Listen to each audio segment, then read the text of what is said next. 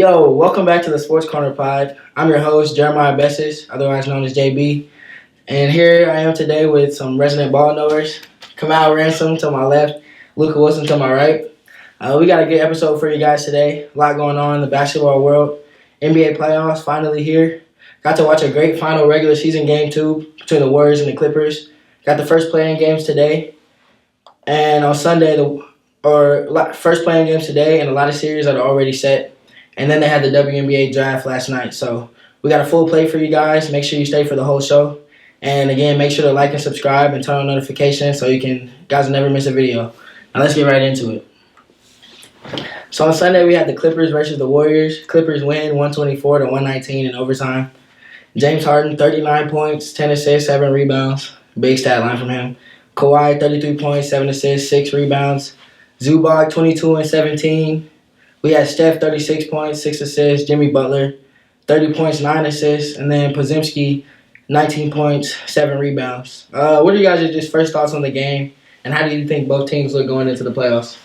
Well, one, I think the Clippers have been relatively good all season. Mm-hmm. I think the last 10 games, they've had the best team in the West. I think they've been like 10 into the last 12 or something like that. But they've been on a win streak. I think the system is still James Harden. Like, he is clearly still one of the best ISO scorers in the game. Zubac looks like Kareem, and Kawhi looks like Kawhi. Now, they did play over 45 minutes each, other than Zubac, who played 42, which is not sustainable. Their bench is not good.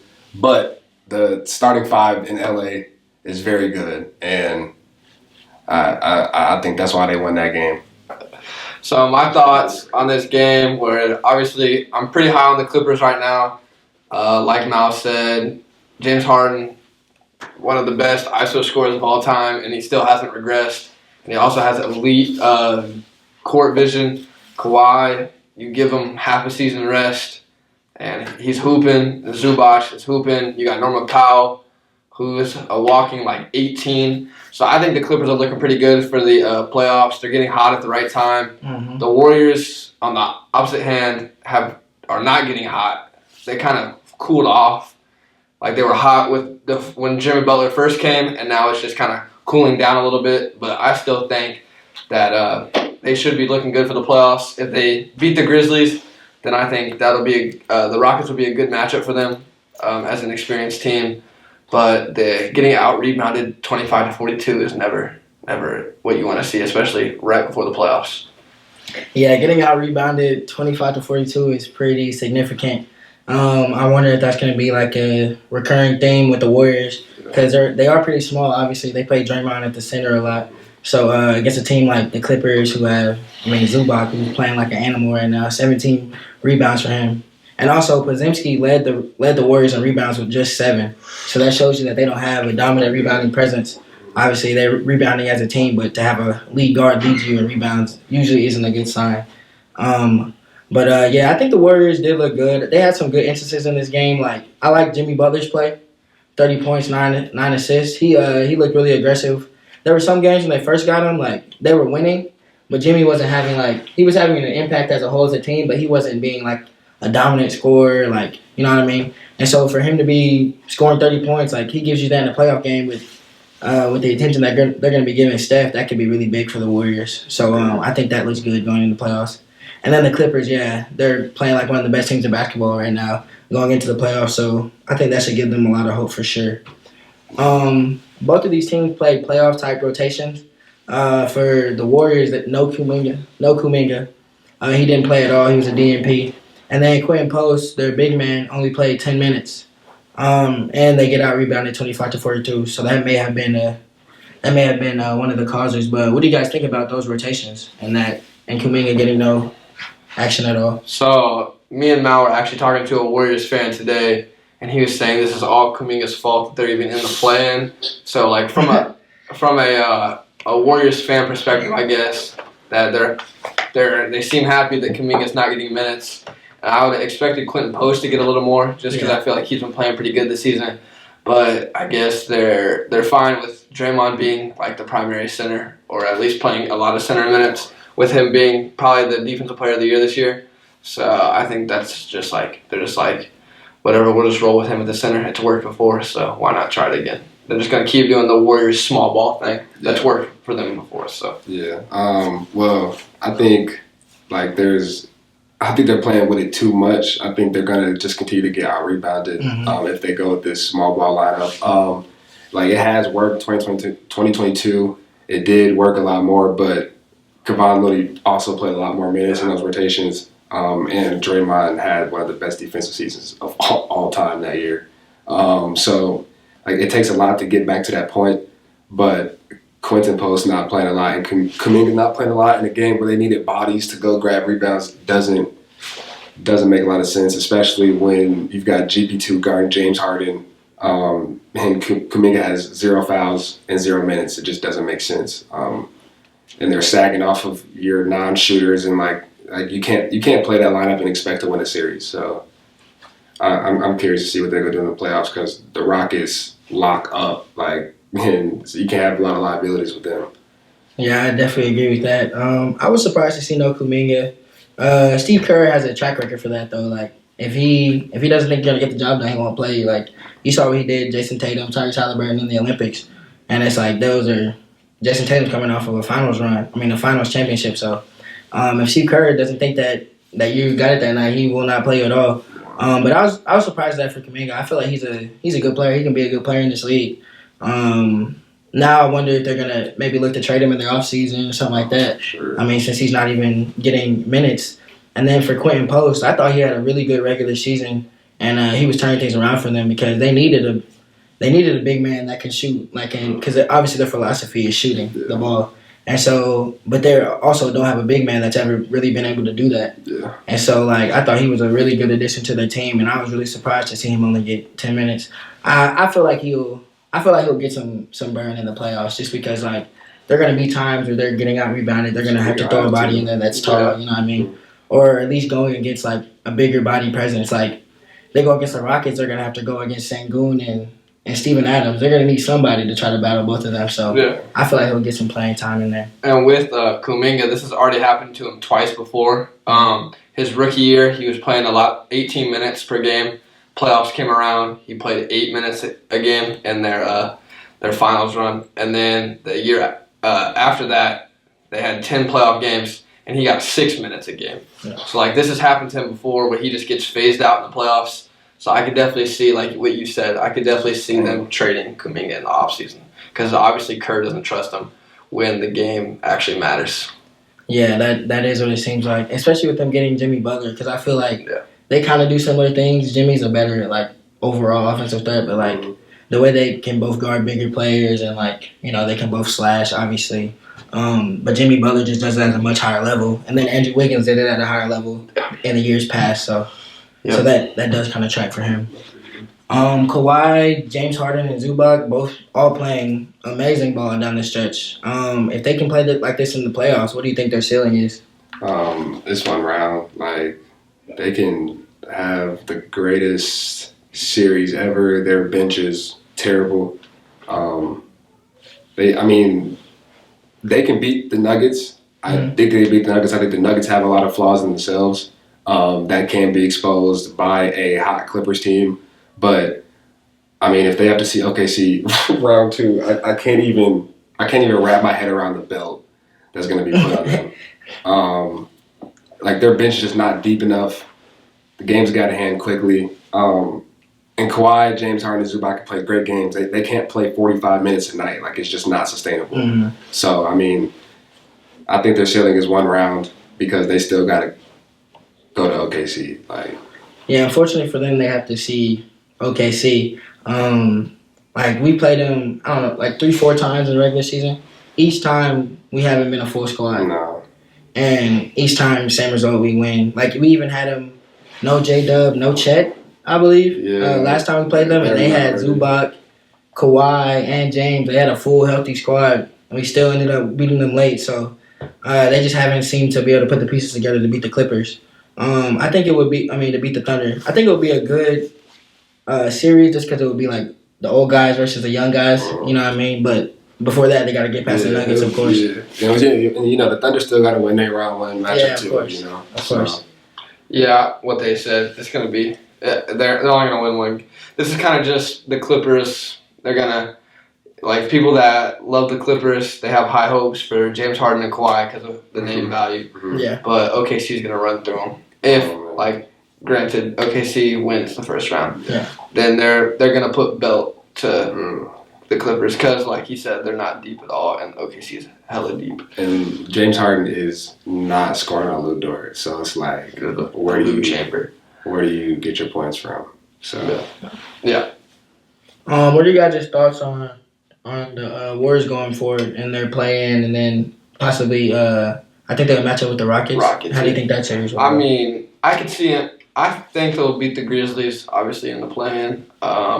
And then the Rockets is going to be a tough out. I think that'll be one of the better first-round matchups. But yeah, I agree. I could definitely see it going either way. I'm really torn between that series just because the Rockets have shown that they're good, but it's also Curry in the playoffs and Jimmy Butler in the playoffs.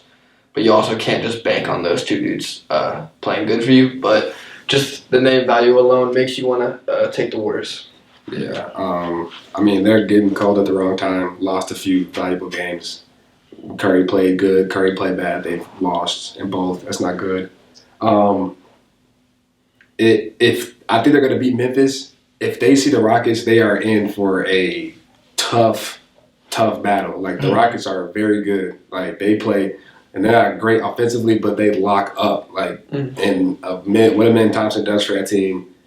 Oh yeah, I mean, amazing. So that Curry's in for a tough battle because Amen Thompson will run with him for 48 minutes. Yeah. Yes. Yeah. So Yeah, young leg ready to run. he's a gazelle. He's terrifying. Yeah. So that's not ideal for the Warriors, but you are still the Warriors. You've been there multiple times. Like, so for them it's like whatever, but it's still gonna be a tough series regardless.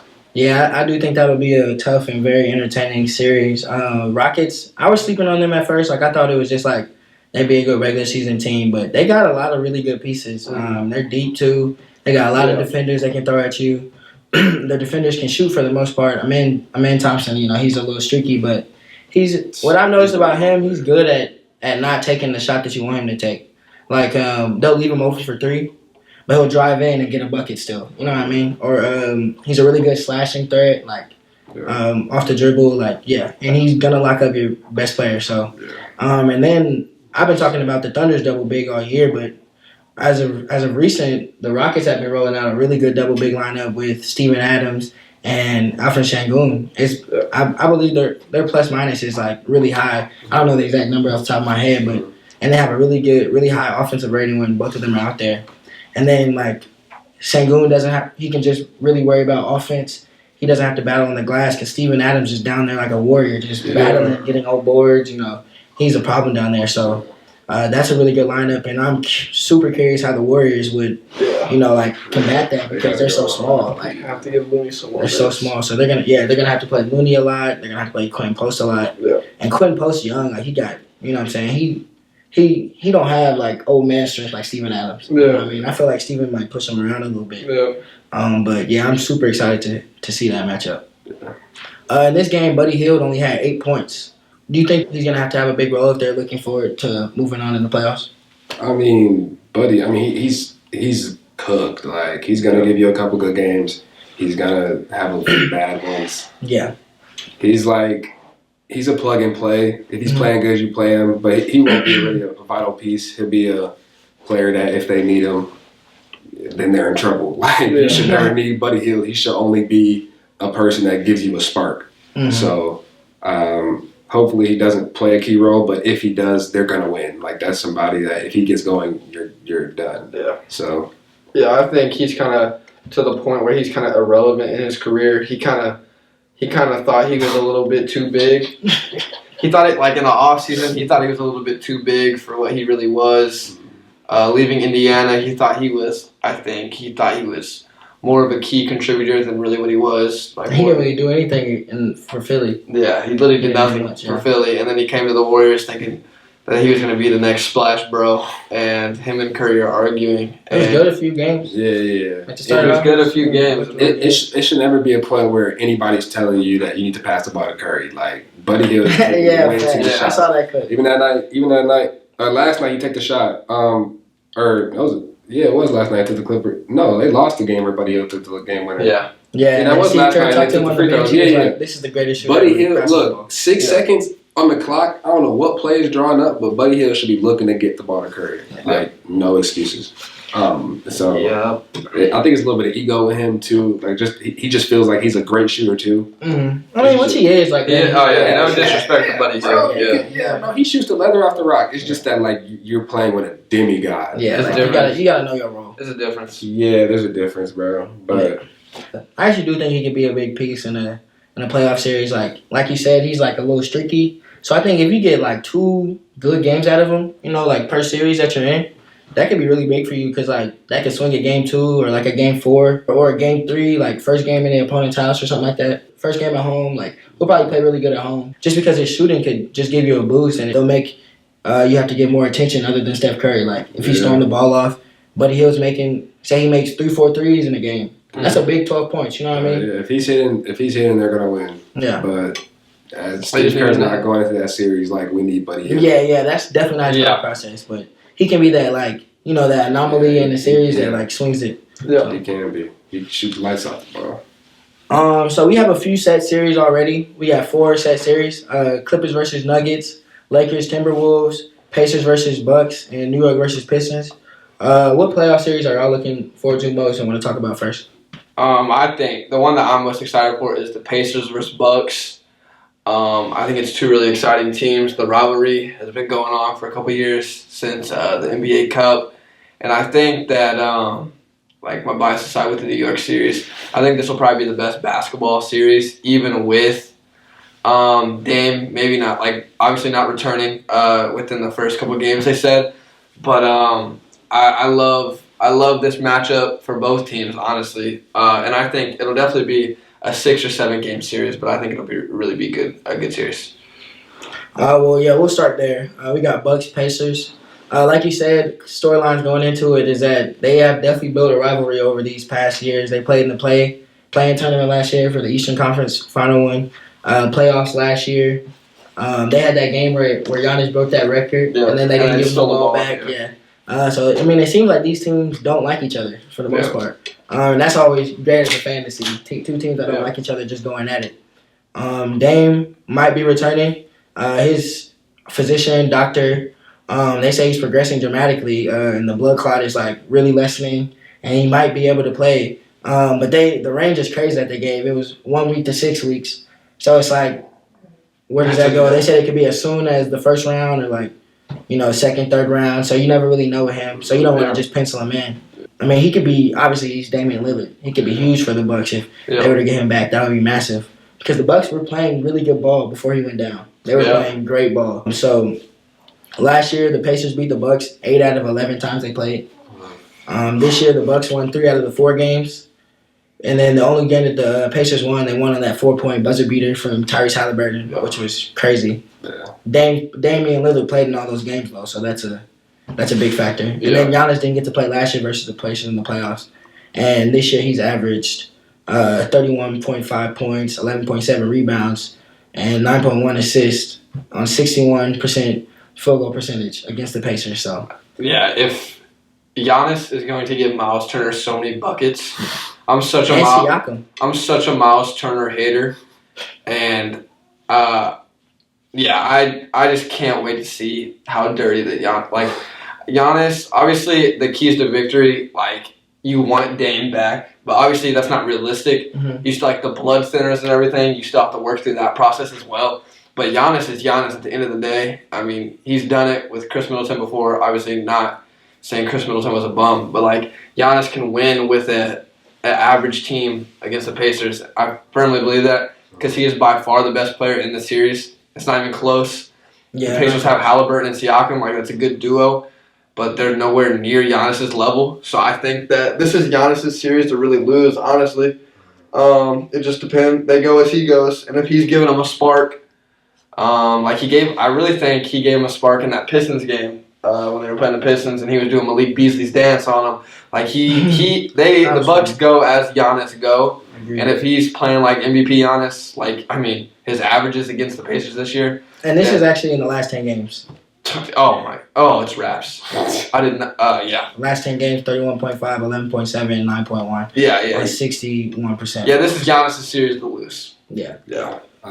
Yeah. I think the Pacers don't play enough defense for Damian Lillard to be as much of a factor as they want him to be. Kind of like, the people that step in for Damian Lillard, if they get going in any way, like, they're going to be fine because Giannis has 40, 20, and 10. So it's like, and he can go 45 minutes a night. Like, that's one thing about Giannis. Yeah, he literally can. I mean, that's a lot to deal with. The Bucks can get more stops than the Pacers, and the Pacers can get stops than the Bucks. And so I think like Lucas said, it's Giannis' series to lose, but he's gonna have to have a historical series. Yeah, I do believe Giannis will have to have a really great series, which obviously he's capable of. But I actually think that a good underrated piece for them is Kevin Porter Jr., who they picked up, I believe, at the trade deadline. He's been playing really good ball, and he's actually had a really good pick and roll dynamic with Giannis. They've been playing that really well, whether it's getting the ball to Giannis, pulling up for the shot, layup, like whatever. Yeah. So that has looked very well in these last few games. Yeah. Kyle Kuzma was a good pickup for them. He can guard bigger players. He'll probably switch on to Siakam a little bit, Nimhard, he can, Neesmith. He can guard bigger players, and he can score. So I think they'll help Giannis a lot. And they're getting Bobby Portis back. He's been out for a while with that suspension. I believe it was like 25 games or something. The last game that they played this year against the Pistons, where Giannis had a really good game, Portis scored 17 off the bench. Exactly. And they have Gary Trent too. Good 3-point shooter. Yeah, so I mean they definitely have the pieces. They're not like the normal Bucks team where like they just pray that someone good comes off the bench. Like they have good bench pieces. So yeah, they got pieces to hit the open shots. Yeah. And Giannis has literally been playing point guard. Yeah. And in these last few games, he's literally been playing point guard, running the offense. 15 assists against the Pistons. He's starting to figure it out. With the pieces. The only thing like with the Pacers is like they're like a March Madness team. Yeah. Like if they're hitting threes, they shoot so many that they can shoot you out of the game. Yeah. And that's the only thing that's scary is like Giannis, obviously your best player, doesn't shoot a lot of threes. Mm-hmm. So like if the Pacers get like they were last year in the playoffs and just start raining threes, like you get threes from Obi Toppin. Then, Obi Toppin, he's been playing really and Miles good. Turner rains threes. Like that's the one part about Miles Turner that's not soft is that he can hit threes. So if Miles Turner, if they're hitting, then it's definitely gonna be a good series, I think. Yeah, they do have all their players shoot threes basically. Literally, Miles Turner, Siakam, Neesmith, Mathurin. Tyrese, Nimhard, they all shoot threes. They play very fast. They can finish the Bucks in 5-6 games if they get hot. Yeah, their defense is literally their offense. Like make or miss, they're running the court every time. So the Bucks will definitely look to slow the games down for sure. Yeah. But like I was saying about Giannis running the point guard, I mean it's hard to double him on the perimeter. You know what I mean? Leaving so many different people open. So I think if he's able to see the court, get his teammates involved early, they hit a few shots early, then they can't double him as much. And then it's just free cheese for Giannis. He knows if they're sagging off, then he simply won't play point guard. He's figuring it out. He's scary. He'll get to the free throw line too. I think this will be a really good series for Giannis to show his growth as a player. Because there was one point where they thought he was just going to be a running dunk guy. I mean, he used to play point guard 2019, 2020. He was one of the easiest players to play in the playoffs because they just gave him Ben Simmons treatment. Ben Simmons, Exactly. And he just continued to play point guard. But over the years, he's played more center, has not been as ball dominant, and just is unguardable. Yeah. Thoughts on who will win that series? I think it'll be the Pacers. Pacers in 7. Pacers in 7? Yeah. You think if it goes they'll tough out a game 7? If it goes to 7, I think. Actually no. I actually think 7. No. I was just about to say that. I think the Pacers will win in 6, and if it goes to 7, then Giannis is gonna have some crazy game 7. I actually just changed my mind on the spot. Yeah. Pacers will either win in 6 or the Bucks will win in 7. Yeah. Where are you gonna pick on, bro? Okay, I'm going Pacers in 6 then. I'm gonna probably go. I mean, I'm gonna trust Giannis. I'm gonna go Bucks and I'm gonna go Bucks in 6. Well, Bucks in 6 because that'd be the last game of Milwaukee. Yeah. This is a tough one, just because like we haven't seen the other pieces other than Giannis in the playoffs with him yet. Yeah. And no Dame, of course. But I just think the Pacers just don't play good enough defense, really, you know? I think Giannis is going to get what he wants. Yeah. Like, at all times, really. That was definitely the thing because I watched a good amount of the Pacers Bucks games last year, and Dame really got whatever he wanted against the Pacers.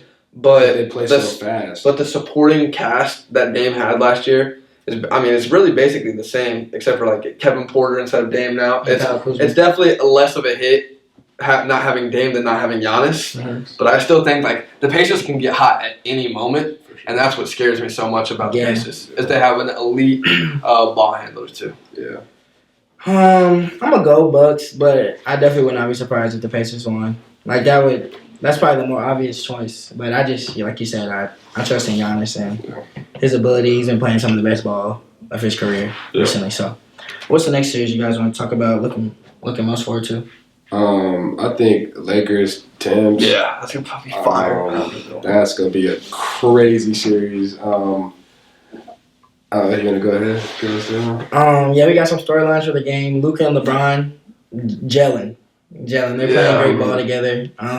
Offense is looking scary. They're actually playing good defense. Like as a whole, they're playing good team defense. And their offense is obviously very strong, considering they have borderline 3 elite level ball handlers and playmakers and scorers to run their offense. I say borderline elite because Austin Reeves, like, you can throw him up there. Recently he's been looking like very into Steph Curry. He's been pulling threes.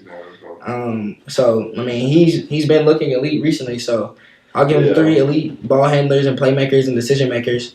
So that's obviously going to be very tough to guard. Minnesota has won 8 out of the last 9 games going into the playoffs. So, like you said, it's big to get hot at the right moment. Yeah. Playing good ball going into the playoffs and leading into that is obviously huge for every team. I think it'll be a very entertaining and competitive series. Yeah. What are you guys' thoughts on it?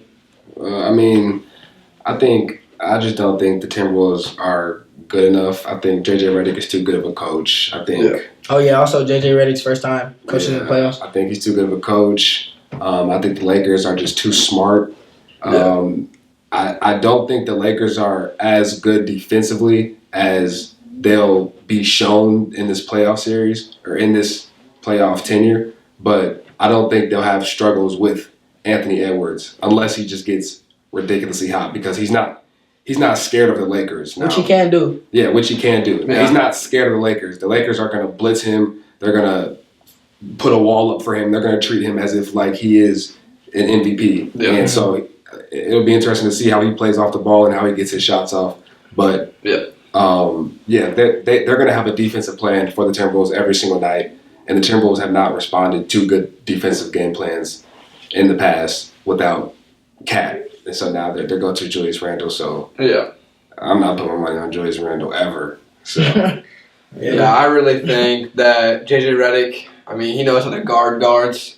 He was a guard. So like he just gets it. He's a genius. He wins 50 games his first year being a head coach. So I really have my faith in him. And obviously Ant wants to just be a legend killer. Took KD out last year. I'm scared. Yeah, he's trying to take them all out. He wants to take Luka and LeBron out, but I just don't really think I don't trust Rudy Gobert or Julius Randle in the playoffs. Coming from a Knicks fan, I'll never trust Julius Randle. So I really like Luka and LeBron. And this just really favors the Lakers. Like I just know they're gonna attack Rudy Gobert. They're gonna attack the weak spots, and they know who the weak spots are. And you don't want to go after JJ Redick in a 7-game series where he can game plan all 7 games. Just some crazy plays and some crazy matchups.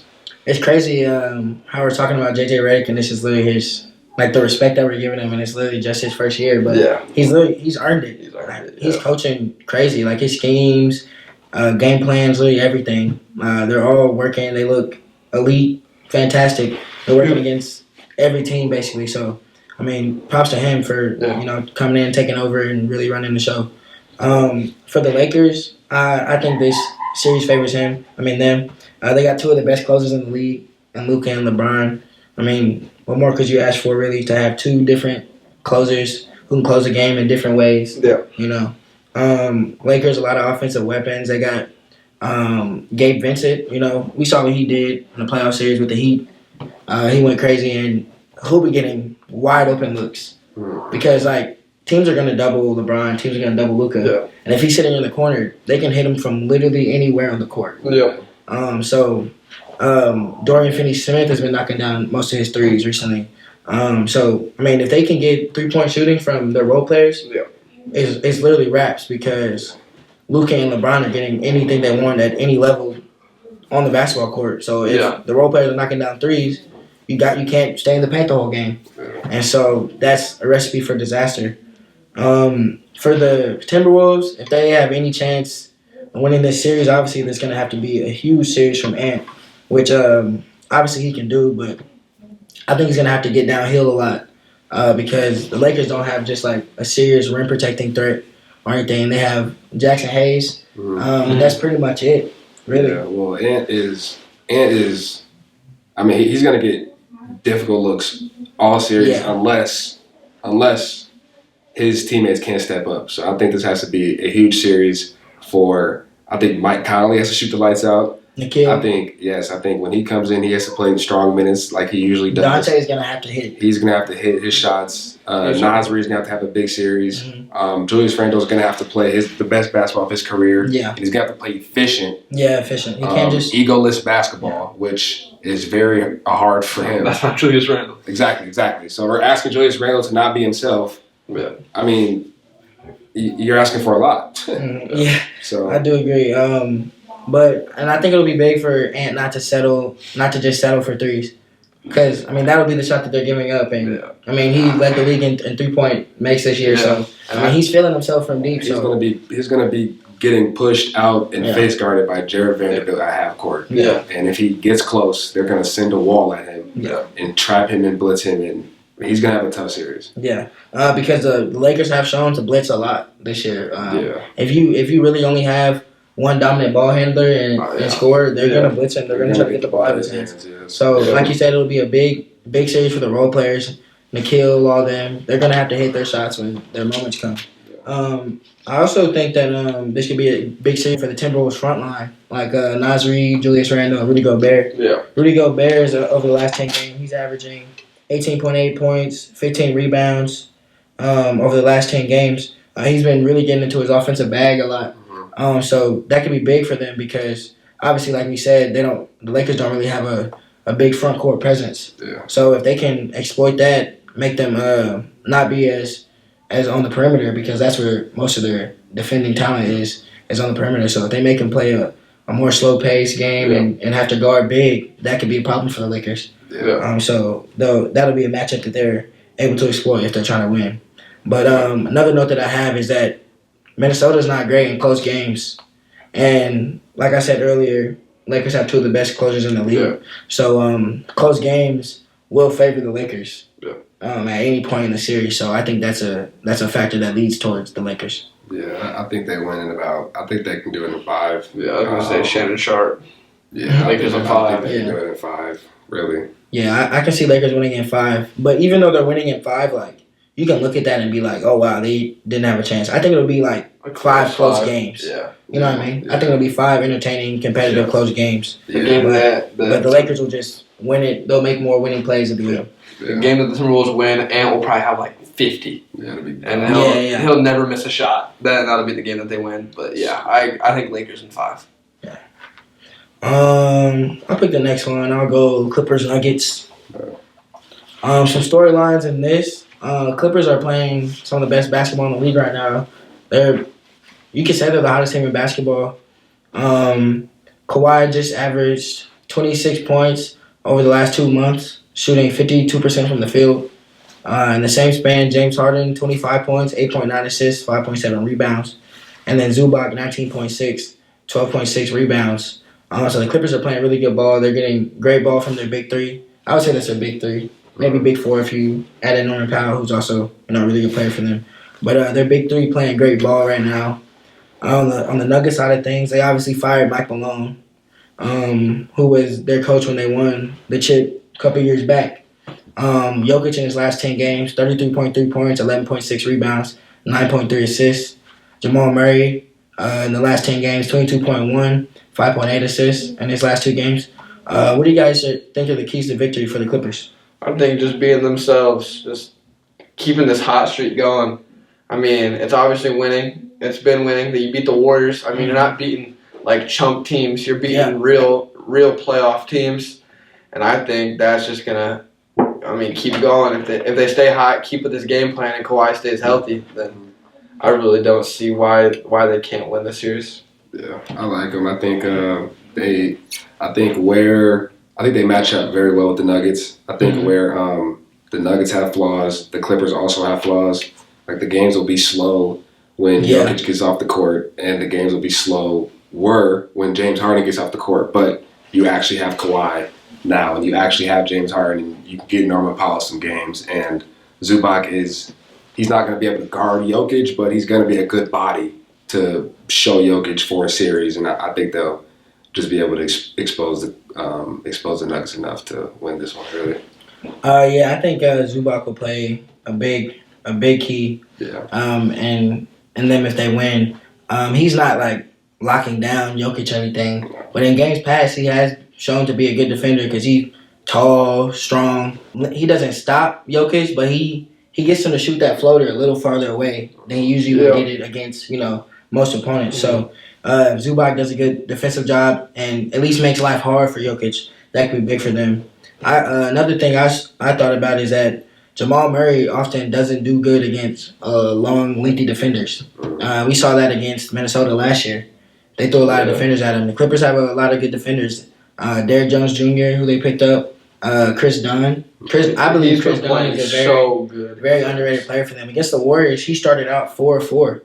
They would try to double Kawhi or James Harden on the drive. They kick it out to Chris Dunn, and he was not missing. Yeah. So he was getting a lot of steals on ball versus Steph Curry. Yeah. You know what I mean? So if he can play great defense and knock down his open shots, that could be huge. I think he's a really underrated player in this series. There was a couple insiders that I saw that have defensive team votes, and Chris Dunn just doesn't have enough minutes. But they all said that they would have put Chris Dunn on the all defensive team. Yeah. He just doesn't fit the minutes requirement. But yeah, I really think Chris Dunn will be huge in this series. And then for the Nuggets, you kind of just have to play through Jokic and just hope Michael Porter Jr. hits shots.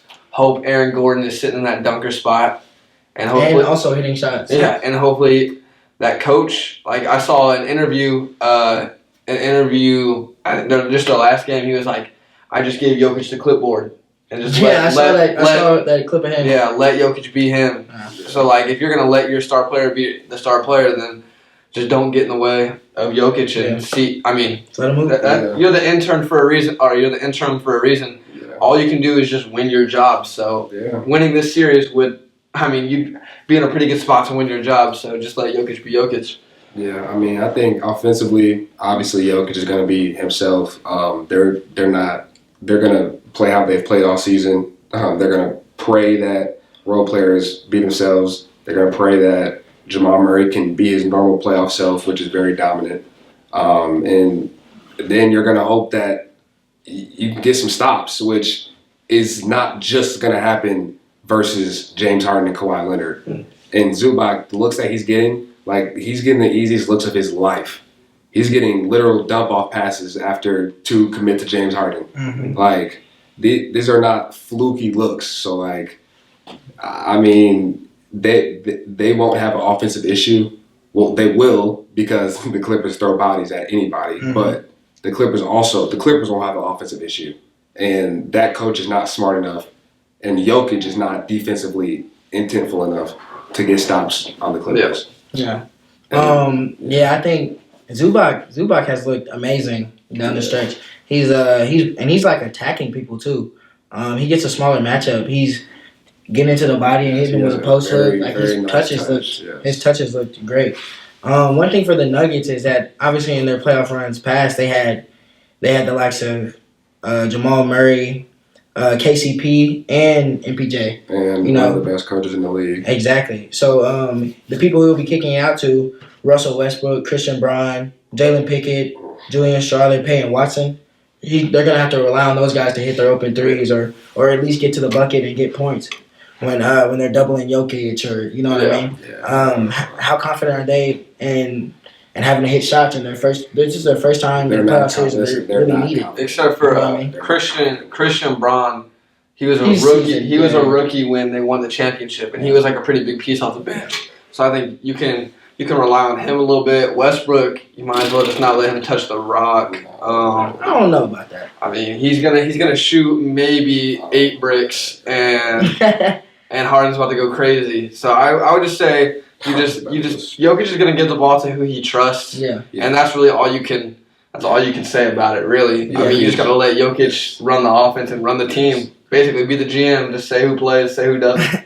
Yeah, he's picking the starting Yeah, lineups. and yeah. stuff. One thing I will say about Christian Brown is that this is a lot different role than he played his Yeah. rookie year Mm. because now they're looking at him to hit open threes, you know, because that year they had Bruce Brown Yeah. who was hitting his open. He was a defender. He was a primary defender, and he was hitting his open threes. And then KCP, obviously, defender hitting his threes. Now Christian Brown is the main point of attack offender, and he's supposed to make plays off ball. You know what I mean, and on the Yeah. ball. Yeah. So it'll be a different look for him for sure. One thing I have about the Nuggets is that they're one of the bottom teams in guarding the pick and roll, Yeah, it's not gonna work. and you No. know James Harden and Zubac are going to be. Harden. Ty Lue's telling them that all week. He's been telling them that. You know what I mean? Nuggets can't guard the pick and roll well.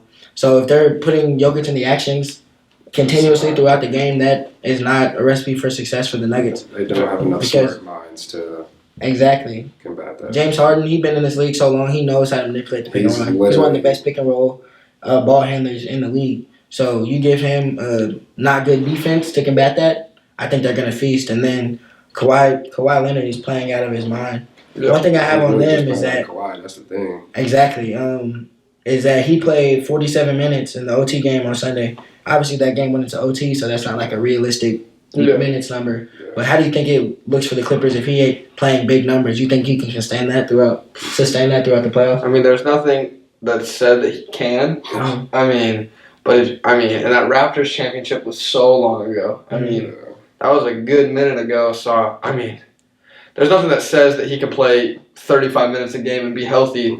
And even if you win this series, like, what's the impact next series? yeah, I mean, he's gonna have a hip issue or a knee issue. I mean, you just can't rely on Kawhi giving you 30 minutes a game. To be honest with you, yeah. But if he does, then they'll look golden. they're gonna look amazing Yeah. for sure. Yeah. I mean, obviously, also maybe the elephant in the room is James Harden is gonna have to keep playing like he's been playing in the regular season. Yeah. And obviously, we've seen times where he's had amazing regular season and then ready to go in the playoffs. James Harden is fine. He's about to eat. You just gotta look at his supporting cast that he had in Houston. It was literally just him and like Eric Gordon and Clint Capella. He was turning Eric Gordon into a 6th man of the year. Facts. Like that dude was making his Yes. players good. Like you can say all these people that he had around him, but he was the reason why they were good. He was making Trevor Ariza at like 34 look like a sharp, Yeah. a 3-and-D beast. So I mean, Yeah. I'm not worried about Harden. Capella was looking like one of the best centers in the league. People- This is the same James Harden that literally almost beat the greatest team. Yeah, I was gonna say ever people since. call him a choker, but Chris Paul had a good. he was a Chris Paul hammy pull away from being in the finals. facts. Exactly. Facts. So, like- people don't even talk about that. Like I mean, He's people, like that. people that say he's a choker are just really haters. To be Yeah. honest, like this dude, Even last year in Philly, he was putting up 40. Yeah, he and put up he- 40 and points he- in like a game yeah, 6 yeah, or something. He like defers on purpose. Like you can tell when James Harden is not being aggressive, and like Yeah. that's what pisses me off the most is because he is clearly still maybe the best ISO player in the NBA or in the NBA's history. Yeah. James Harden is the best ISO player in NBA's history in my eyes. But when he's attacking, he's like he is the system, and he knows that. Yeah, And he if said he's it. playing like the system, they're gonna win because he's literally unguardable. Yeah. And one thing is that, I mean, last year people talked about how he disappeared in the playoffs, even though he had really good games. But like when you look at it, Joel was not helping him. He was in and out of the series. Mhm. Maxey wasn't always, he was still young. He wasn't always doing it. Now he can look to his right. He's seeing Zubac. He can look to his left. He's seeing Kawhi. He's just in He knows what control. he's gonna get from those guys. He knows that they're great ball players. They got resumes now. Yeah. They're playing good ball, so he can trust his teammates a lot more. He doesn't have to do everything. Like in Houston, he had to do everything. In Philly, he had to do everything in the playoffs just because Joel wasn't showing up. in my opinion. So I think it'll look different this time around. Yeah. We needed to do more in Philly. Was trying to get about Joel Embiid.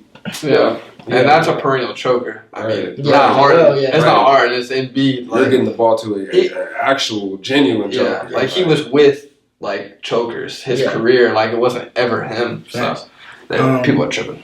So, who do you guys think is going to win this series? I got Clippers in 6, I think. I think it'll be a comfortable 6, though. I don't think it'll be like we almost got to 7. I think it'll be like, we won game 6 pretty. Yeah, I can hop on nice. Clippers in 6 as well. For the Nuggets to win, Jamal's going to have to play out of his mind. Joker's going to have to play out of his mind. Yeah. MPJ's going to have to never miss a shot when the ball touches his hands. Yep. And then I think if they do win, I think Russ will be a good factor in it. Yeah. He'll be playing on-ball defense against James. Yeah. I mean, they played together for multiple years, you know. He probably knows, like, a little bit of his tendencies, just like when he plays KD, you know. He has that but- job. James Harden's going to have 30 and 10 a game. It's crazy. So, yeah, if they win, they're going to literally every piece is going to have to contribute for the Nuggets if they want to win the series. But I got Clippers in 6. Yeah, I would probably go Clippers in 7. I think it's going to get back to Denver, and they just go off game 7. Like, Right. I don't think James Harden's going to come out damn near. It's just going to be a masterclass. The next series we're going to talk about is... Oh, my goodness. Uh-oh, Luka. Knicks Pistons. Storyline from this, Pistons went from the worst to the playoffs. Yeah. Worst team last year to playoffs this year. In the past 5 years, they've had the worst record collectively, like as a whole. And now they've bounced back this year and got a playoff spot. Cade Cunningham emerging as a young star in the league. This year, he averaged 26.1 points, shooting basically 47% from the field and 9.1 assists. This could be his big moment. He averaged 31 points on 53% field goal percentage and 50% from 3 against the Knicks this year in 4 games. So he's been cooking up the Knicks all year. For the Knicks, they traded the house for Mikal Bridges. So he's going to have to prove his worth come playoff time. And if the Knicks lose in the first round, could Thibodeau maybe get fired? That's also a big question because, I mean, he's had a good team for some years now. Yeah. And they haven't really done much with it. I mean, obviously, they've had some injuries throughout the thing, but he has a very unique coaching style, playing his players all the time, and maybe that, could have led to the injuries. So that's also something to think about. What are you guys' thoughts on that? Well, I mean, Knicks Twitter is making me so mad right now. Like, they're acting like this was such a failure of a season, and we're the 3 seed in the playoffs. Obviously, I mean, if we lose this series, then I'll be on Twitter as well, barking with them. But we're not there yet. They keep comparing this starting 5 to last year's starting 5, acting like last year was better. But we literally just had a dead horse with Julius Randle just not playing because he was hurt. So I mean, obviously Mikal Bridges, you give 5 first-round picks, but it's the 26th pick this year, and like it's another Lowe's 20 pick, and we only have 3 more picks to give them. So I mean, Mikal definitely has not been playing like we thought he was. He's trying to be like an offensive threat, and we need him to play defense because OG is our 3rd option, and I just hope he gets that through his head. But I don't think Thibodeau will get fired either if we lose this first round. I could easily see us losing this first round. That's what's so scary to me. But and that's what actually makes me mad if we do lose this first round. I would love to see Thibodeau gone, but he's like pretty close to Jesus in New York. They love him, and the players love him. So like you really can't say much when like Jalen Brunson's going to bat for him. Mikal's not going to bat for him, but Jalen Brunson loves Tom Thibodeau, and like the ties are there with Rick Brunson too. So I don't think Thibodeau will get fired, but I really could see just the Pistons want it more, and that's what scares me. I feel like the Knicks, we've gotten really complacent. We got to 50 wins and then just said, oh, that's it for us. We got up against the Cavs. We're up like 18.5, ended up losing by 10. So it's just a lot of stuff just fumbling the bag. This doesn't remind me of like the spark that we had last year. We kind of felt like the underdogs playing Philly, and it felt like if we win, I mean, we're gonna keep it rolling. Obviously, lose to the Pacers in the next round, but I feel like we're like the dog that's gonna get upset. Like if this is a series that you're gonna pick an upset, I feel like everybody would pick this as the upset, which scares me a little bit too. But I just hope if we win one round, we're gonna get waxed the next round. So I mean, I'm not really tripping. Yeah, bro. Didn't they go like 0-12 against the No, there was a stat that I saw that we're 0-14 against like top some five pretty, teams? just pretty good teams, just like normal, just NBA teams. Not even just the Thunder, the Celtics, Celtics and the Cavs. Like we're losing. We didn't beat them this year. Like I think we won one game. We won one game against the Pistons this year. Like I mean, we just don't want to win. We want to beat up on the Trailblazers and the Wizards and then coast the rest of the season. Such a fraud of a 3 seed, but we'll see how the playoffs go. At least we have Jalen Brunson back. He hasn't played in the last 15 games. People don't get that either. Like that's our whole team. Yeah. Like if Brunson's not playing, then we're fighting for a play-in. So I mean, I'm just glad to have Brunson back. Seems like you're very bro. very passionate about that. I do not put my trust in the Knicks if that's what bro's talking about over there. No, for real. No, I don't trust him either. I'm already just set myself up for Kate Cunningham to have 35 and 10, Cade Cunningham and Malik has to go Beasley to work. to do his little dance right in front of Madison Square Garden. But no, I'm still picking the Knicks. But yeah, I just don't. I'm not as confident just because of 0-14 against the top teams. How excited can fans be when you don't beat a top team? I mean, they can't all be year. Yeah, you At least literally one time. literally there's phases in the season, and we didn't beat them in one of the phases that we went through. We didn't beat them, so I mean, they don't give us a lot of hope. It's not looking great. Who better? What better to be an emerging star and play New York round one? Yeah, Like it's happened before. it's time. It's time. And honestly, I can't even wait because Cade Cunningham is walking into Madison Square Game 1 with about 70 points in his pocket. 70. And so as a New York fan, you're Spike Lee sitting courtside. You're low-key pissing yourself because Cade has 30 and a half. So, that's obviously not ideal, but it's coming. It's literally on the way. So I would go Pistons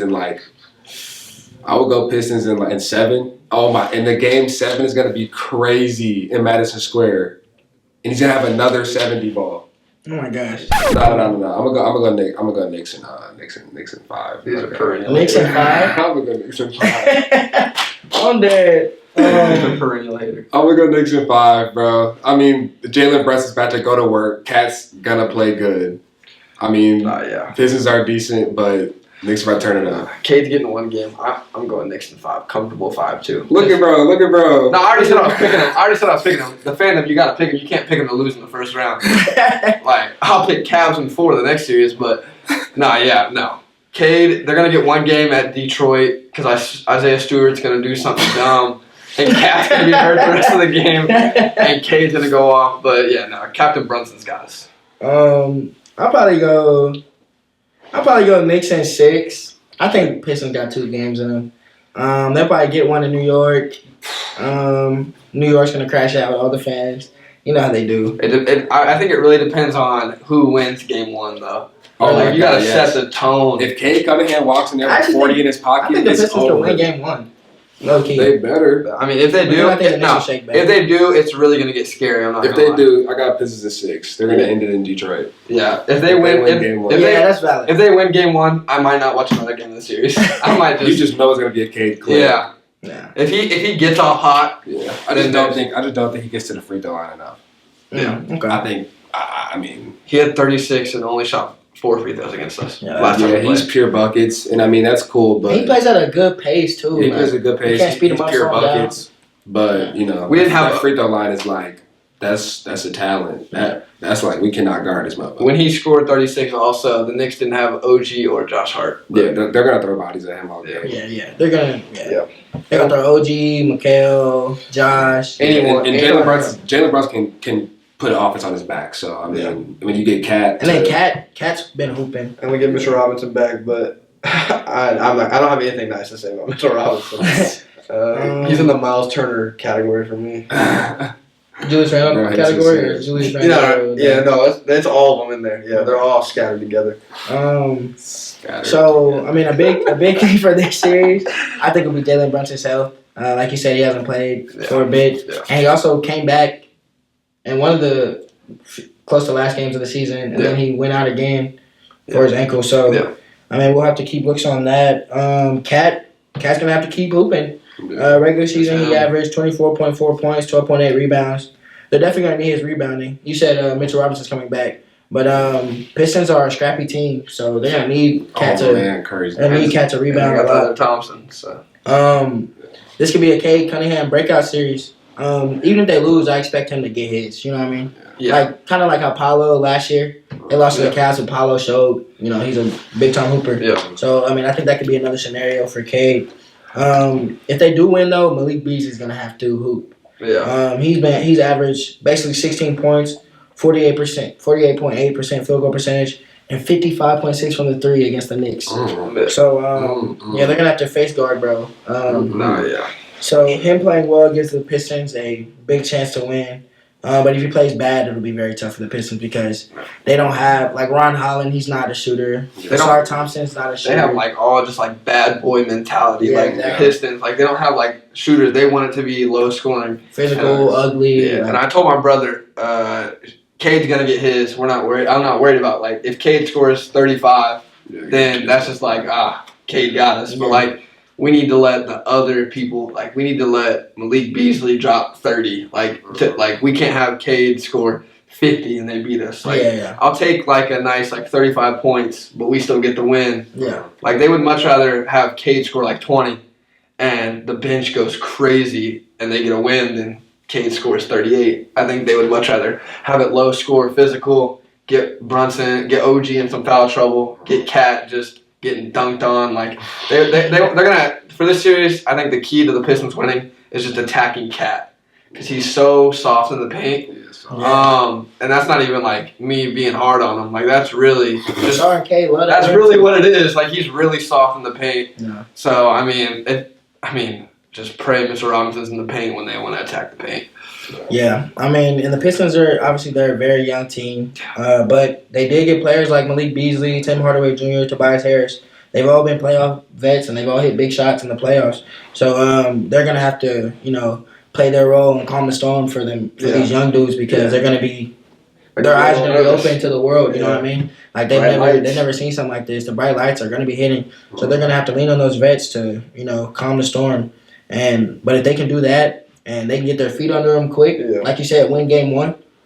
Because if they win game one, then they're calm. A young team is going to be like, we belong here. You know what I mean? So that's just going to give them all the confidence in the world.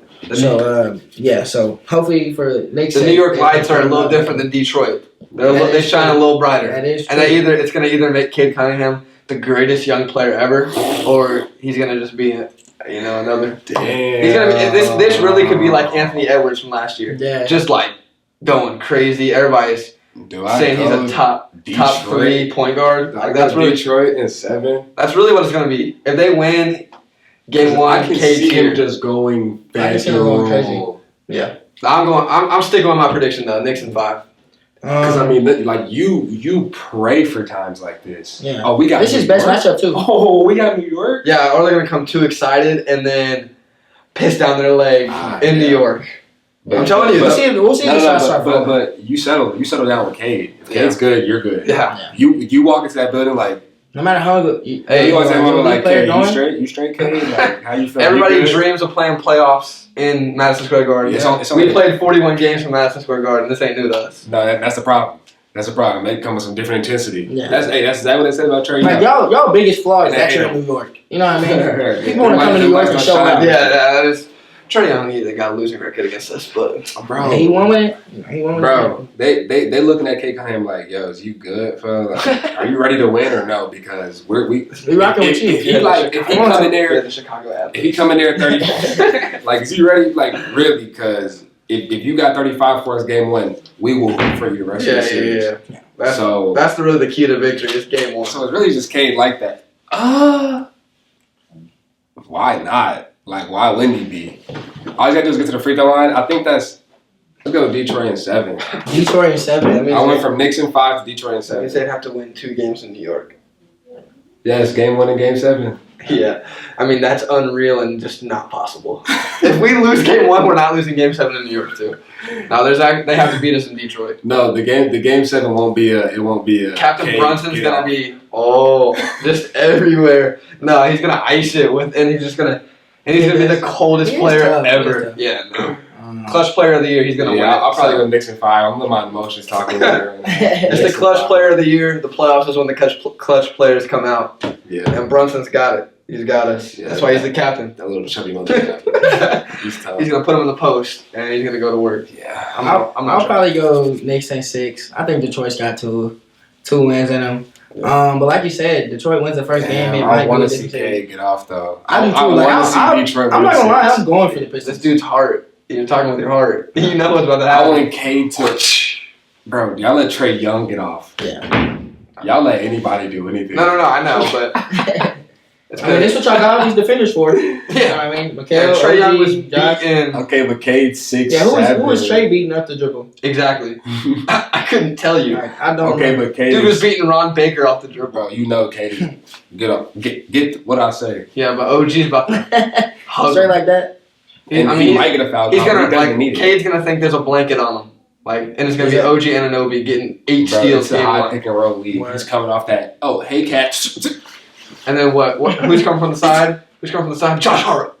Boom. And Josh Hart not blocking him at the rim like that. Nah, Cade. Cade poster. I hope Mitchell does. Like, Cat not blocking him either. Let me get some Cade Cunningham. Like Cade Cunningham Well, might let's go see. for 14 first games, 3 for 15 from the field. Okay, if he gets under 15 first How game, he's fried definitely shaking is back. this Second. I'm not guy? gonna lie. Yeah, he's shaking Nah, back. he's not shaking back. You do something like that in New York, you cook. Nah, He's shaking back second game. He might score 36, but Malik Beasley's going 0 for 8 from the 3-point line. And Like, you don't think they'll put it together? nah.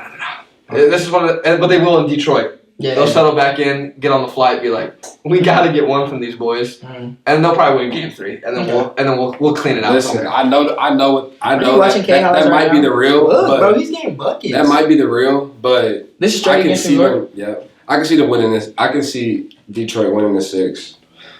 But hopefully 7. 7 will be a dream. It doesn't really matter. I can see him winning. If Detroit wins, I think it'll be 6. I I don't think see them winning a game 7. I got New York in 5 though, for real. Oh my gosh, I think Jalen it- Brunson is way too little. it really doesn't matter who wins this series in hindsight, Why? Because they're not. because they play the Celtics.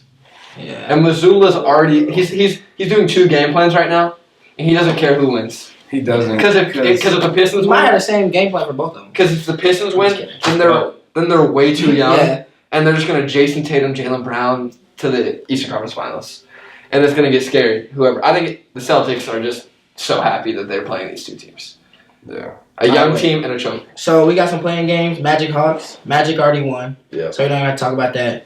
Warriors Grizzlies. Who y'all think winning that? I mean, the Warriors are doing pretty good right now, Yeah. and Jimmy Butler is looking like Jimmy Butler. So, Right? Like he's gonna turn up. He's like I gonna said, turn up. Warriors. Like I said earlier, Warriors are gonna take it. Then we got Heat Bulls tomorrow. I mean, I low key want to see the Bulls win. I did too. Hindsight, nobody cares about this game, but I want to see the Bulls win just because they're like so average Mhm. that it's funny that they're not going to make the lottery. Honestly, it's honestly like laughable that they're not going to make the lottery. So I really want the Bulls to win. Yeah, Bulls are joke. I got Mavs Kings. Who you got? Yeah, Mavs. I mean, I Really? I think the Kings can win this game. I won't lie. think the Grizzlies will win the 8 seed game. Okay. So I don't really.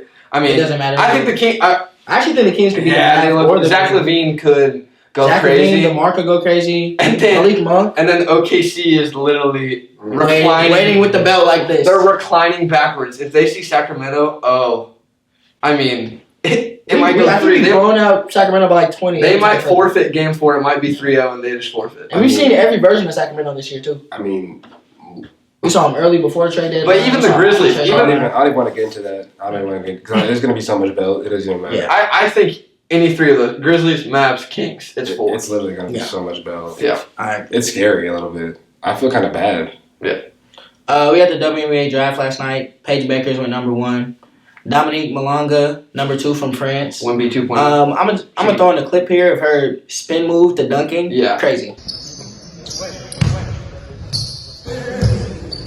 And she's dunking with ease. Yeah. It was an easy dunk. Yeah, no, it was Yeah. it was light, like Yeah. drop step, like Yeah. punching it. Yeah. Then Haley Van Lith, big story. She goes back to where her teammate Angel Reese in Chicago crib. What are you guys' thoughts on women's basketball and where it's headed? I mean, like, just for instance, like the Indiana Fever, like the team that I follow the most, they've had to upgrade the venue for every single away game because of how many tickets that Caitlin Clark's bringing in. Like the Dallas Wings game, Paige Beckers versus Caitlin Clark. That's gonna be the game's getting cinema. played at the Mavericks Arena now. Yeah. So, like, I mean, it's getting there. Obviously, you still have a lot to go. People still have, like, the narrative of women's basketball. I personally think women's basketball is really fun to watch. I agree. Too. It just depends, like, really how you grow up. Like, if you grew up watching it, then you like it. If you didn't, then you don't like watching it. But I think it's definitely the talent pool is getting there. Yeah, it's getting. You gotta wait for Hidalgo and Juju to really pick this up. Lyles coming in. Yeah, but I really think it's heading in the right direction. I think you really like take it to that next step. You just need the ignorance to stop on both sides. Yeah. Like the women that are like, we need to be paid as much as the men, and then the men are like, no, you should not, because obviously they should. Like, it's a revenue thing. So obviously, it's all about. it's just like how much you're bringing in. If you're $10 million in the negative every year, then you can't get paid $40 million like you're LeBron James. That's just not how it works. That's not how. That's not life. That's what I mean. That's why they're staying in college though. They're getting paid in college. And exactly, they should stay. Great for them. They should stay in college, and they should join the Unrivaled League. Yeah. That was pretty fun to watch. Yeah. Like if you watched it, that was pretty fun. So I think it's getting there. It just obviously the NBA wasn't positive revenue when it first started. Mm-hmm. The WNBA is very young, and they just added an expansion team, the Golden State Valkyrie. Yeah. So I mean, as more of these expansion teams come in, the more money you'll end up making, and I think the commissioner's doing the right job. So Yeah. I think the WNBA and women's college basketball, I mean, all of it is really is getting better. The March Madness tournament. Women's March Madness awesome. that was fun to watch. Yeah, so I really think that women's basketball is heading in the right direction. I agree. And I think Paige will have the same effect that Caitlin had last year. Yep. You know, people are going to pull up to see her hoop. So Yeah, and then you see her go against Caitlin Clark. Yeah. And then you finally start to put rivalries together and good people against good people that you watched in college. Like, not because this is new. Caitlin Clark is like, people started watching college basketball or women's college basketball because of Caitlin Clark. So like Asia Wilson and like the really like the best players in the league. Yeah. Like a lot of people didn't grow up watching Asia Wilson at South Carolina, Kelsey Plum, and like those people go up unless you like are in like a basketball family. Yeah. So now that it's like Caitlin Clark and then Paige Beckers, it's like Bird and Magic. Like you finally have you can relate to these people now because you watched them in college. Mm-hmm. So now I think, and you have like not to like put her as the villain because she doesn't want to be the villain or whatever she says. Angel Reese, like you have like you have someone to really cheer against. Yeah, like that's what you need. In every movie, you have someone. For her, but Yeah, you want to cheer against someone. So if she just embraces being the villain, then I think it'll just keep rolling. Yeah. Chicago Sky, Indiana Fever, first game of the WNBA season. Haley Van Lith, Angel Reese versus Caitlin Clark. And Camila Cardoso, they got a good little big three there. Yeah. That'll develop. But yeah, you know, it's growing, definitely going in the right direction. These females, they're hooping. They're picking up the game early. They're getting with the same trainers as the guys. Yeah. You know, their skill set is up there now. Yeah. You know. So, ladies and gentlemen, that's all we have for you guys today. We appreciate you for tuning in. Big thanks to Kamal and Luca for coming out. Luca actually has a podcast called The Final Whistle where he gives draft previews. So if you guys want to go and check that out, we're gonna try to get a podcast out before every round, maybe even some mid-round podcasts. See how things are going. So make sure to tap the bell for notifications so you don't miss out on any episodes in the future. And make sure to hit like and subscribe. Sports Corner out.